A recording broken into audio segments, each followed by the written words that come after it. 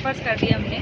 तो overall law and order situation अभी under control है, काउंटिंग अच्छे से चल रही है और प्रॉपर सिक्योरिटी अरेंजमेंट्स हम लोगों ने करे हुए हैं और आई होप कि काउंटिंग पूरी पीसफुल निकल जाएगी। मैडम अभी क्या लाठीचार्ज करना पड़ा था अभी यहाँ पर? डिस्पर्स किया है हम लोगों ने, तो इकट्ठे हो गए थे लोग, तो थोड़ा उन लोगों को वहाँ से वापस दे दिया कि सब अपने अपने घर में जाएं, इकट्ठे ना हों क्योंकि प्रोमलगेशन इज देयर अंडर 144। और कोई भी पॉलिटिकल पार्टी से आपके पास कोई कंप्लेन आया सुबह से अभी नहीं, तक? ऐसा कोई कंप्लेन नहीं है। थोड़ी इन्फॉर्मेशन आई थी कि गैदरिंग्स है, तो वो डिस्पर्स कर दी जाए ताकि सब लोग सेफ महसूस करें। तो दैट कोई इंजर्ड है मैडम? नहीं, कोई नहीं। Thank you. পঞ্চায়েতে ভোট গণনার যথারীতি আরম্ভ হয়ে গেছে এবং আমাদের কর্মীরাও আসতে শুরু করেছে।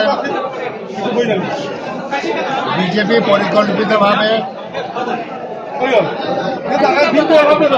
জুডিশিয়াল বার লাইব্রেরির সামনে আমাদের বয়োজ্যেষ্ঠ কয়েকজনের উপরে চোট থাপড় মেরেছে, সেখানে উত্তেজনা সৃষ্টি হয়েছে, কাউন্টার মারামারি হয়েছে। এরপরে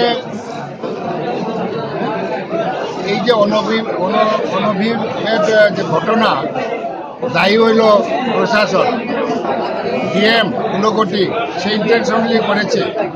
সেখানে সর্বদলীয় মিটিংয়ে ঠিক হয়েছে এইদিকে কংগ্রেস আইএনসি গ্যাদারিং করবে আর অন্যদের তিনটে জায়গাতে তিন পার্টিকে দেওয়া হয়েছে।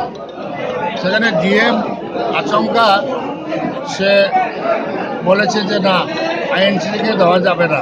এই নিয়ে তাদের মধ্যেও মতপার্থক্য হয়েছে। এসডিএমও চেয়েছে এদিকে থাক, যেহেতু চিরাচরিত কংগ্রেস এদিকে থাকে। এসপিও বলেছেন, এসডিও বলেছেন।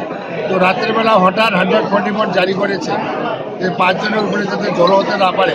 যে 144 যে জারি হয়েছে, গ্রামের মানুষের কাছে খবরটা পৌঁছে নাই, যার কারণে মানুষ দলে দলে আসতে শুরু করেছে। কংগ্রেস কর্মীরা ও তাদের উপরে লাঠিচার্জ করেছে, এটা আমরা খুব নিন্দা করি।